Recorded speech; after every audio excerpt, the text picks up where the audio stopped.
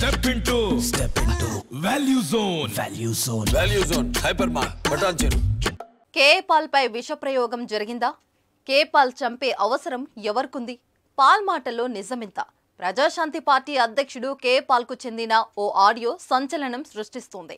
రాజకీయ కుట్రతో తనను చంపాలని చూస్తున్నారంటూ కేపాల్ తీవ్ర ఆరోపణలు చేస్తున్నారు.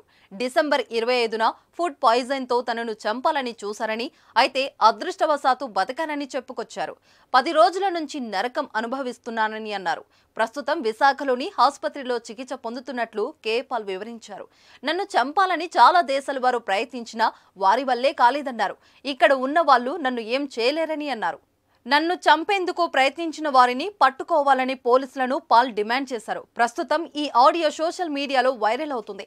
అయితే కేపాల్ ఆరోపణలు నిజమెంత? ఆయనను ఎవరు చంపడానికి చూస్తారన్నది ఆసక్తికరంగా మారింది. గతంలో కూడా ఇలాంటి ఆరోపణలు కేపాల్ చేశారు. మరోసారి విషప్రయోగం జరిగిందని చెప్పడం చర్చనీయాంశం అవుతుంది.